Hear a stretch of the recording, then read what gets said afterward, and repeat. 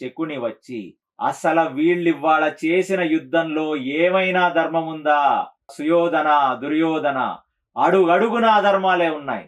కాబట్టి ఇవాళ సూర్యాస్తమయం అయ్యిందని మనల్ని నమ్మించి, అప్పుడు లోపల నుంచి బయటికి వచ్చి కోలాహలంగా సంబరాలు జరుపుకుంటున్న ఈ జయద్రథుడు తల కొట్టేసి, మళ్ళీ సూర్యుడు అస్తమించలేదు, సూర్యుడు ఉదయించే ఉన్నాడు అని మనల్ని నమ్మించి మళ్ళీ యుద్ధం చేసి దాని తర్వాత సూర్యాస్తమయ్యేలా చేసిందెవరు?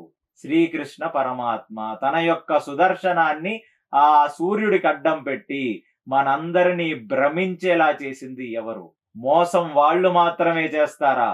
దుర్యోధన, ఇవాళ మన లెక్కకి యుద్ధం సూర్యాస్తమయం తర్వాత ఆపేయాలి అనే ఒక నియమాన్ని మనం మర్చిపోయి ఈ రాత్రి వాళ్ళో మనమో తేల్చుకోవాలి. ఎందుకంటే దుర్యోధనుడు తమ్ముళ్ళు చనిపోయారు. అదే కాక బాహ్లీక సోమదత్తులకి వాళ్ళ యొక్క మనవడు, బాహ్లీక మనవడు సోమదత్తుడు కొడుకైన భూరిశ్రవ చనిపోయాడు. విశేషమైన జననష్టం జరిగింది. ఒక అర్జునుడు మాత్రమే 3 అక్షోహిణి సైన్యాన్ని ఆ రోజు చంపేశాడు. ఒక భీముడు 2 అక్షోహిణి సైన్యాన్ని చంపేశాడు.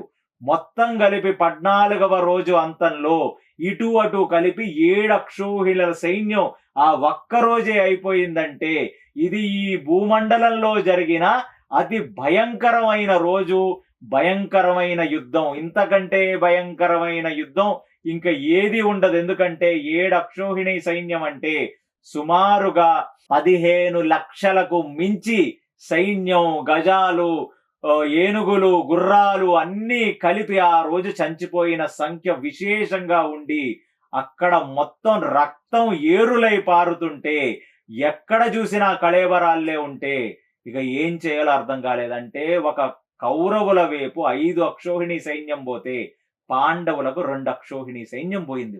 ఇవాళ ఇక్కడ పారిన రక్తానికి మనం ఇప్పుడే రివెంజ్ తీర్చుకోవాలి, పాండవులతో యుద్ధం చెయ్యాలనగానే ఇక దుర్యోధనుడు తన రథం మీద నించొని తన యొక్క ఖడ్గాన్ని పైకి లేపి ఇవాళ రాత్రి మనము పాండవులో తేలిపోవాల్సిందే.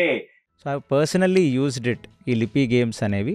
నేను మీ పిల్లలందరికీ కూడా మహాభారతాన్ని నేర్పడానికి ఈ యొక్క యాప్ చాలా బాగా తోడ్పడుతుంది, చాలా ఉపయోగపడుతుందని భావిస్తున్నాను.